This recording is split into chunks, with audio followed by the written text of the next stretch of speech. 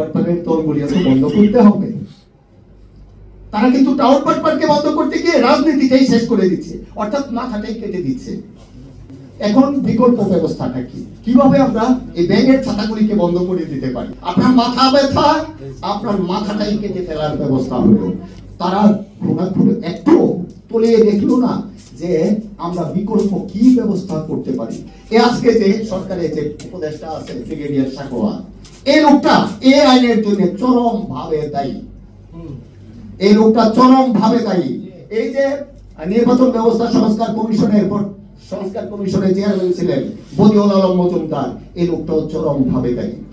তৎকালীন যে বুদ্ধিজীবী মহল যারা নাকি পত্র পত্রিকায় লিখত এই রাজনৈতিক দল ব্যাঙের ছাতা করে উঠছে, এসবের বিরুদ্ধে যারা লিখত, এদের ভিতরে তারা প্রধান নির্বাচন কমিশনারের সাথে কিছুদিন আগে আমাদের যখন নাকি আলোচনা হয়, সেই আলোচনায় স্পষ্টভাবেই বলেছি যে বর্তমানে 200-র অধিক অনিবন্ধিত দল দেশে সক্রিয় আছে।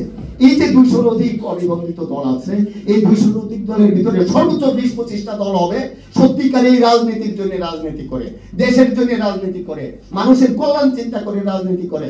তারা মানুষের সমস্যা বুঝে, জনগণের সমস্যা বুঝে এবং সমাধানের রাস্তাগুলি তারা চিহ্নিত করতে পারে, তাই তারা রাজনীতি করে। আর বাকি দলগুলি সবটা উটপাট। কাজে এই টাউট পাটপাটের দলগুলি বন্ধ করতে হবে। তারা কিন্তু টাউট পাটপাটকে বন্ধ করতে গিয়ে রাজনীতিটাই শেষ করে দিচ্ছে, অর্থাৎ মাথাটাই কেটে দিচ্ছে।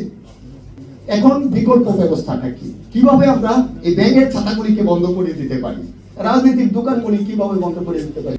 আমাদের যে নির্বাচন ব্যবস্থা, এই নির্বাচন ব্যবস্থাটাকে সাজাতে হবে। প্রার্থী কর্তৃক প্রচারণা, প্রার্থীর ব্যয়ে প্রচারণা, এটা নিষিদ্ধ করে দিতে হবে এবং যারা এই কাজটা করবে তাদের প্রার্থিতা বাতিল করে দিতে হবে।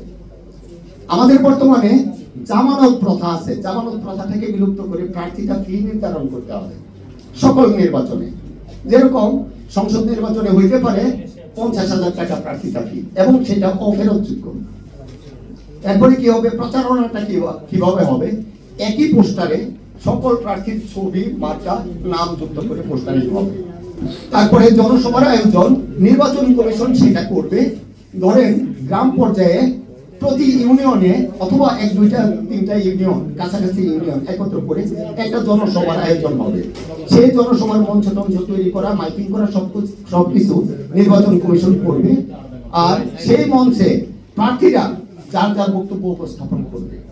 এরপরে আরেকটা গুরুত্বপূর্ণ বিষয়, সকল রাজনৈতিক দল যারা নাকি নির্বাচনে অংশ নিবে, নির্বাচনে অংশগ্রহণকারী সকল রাজনৈতিক দলের নির্বাচনী ম্যানিফেস্টোগুলি একত্র করে একটা পুস্তক হবে, একটা বই হবে।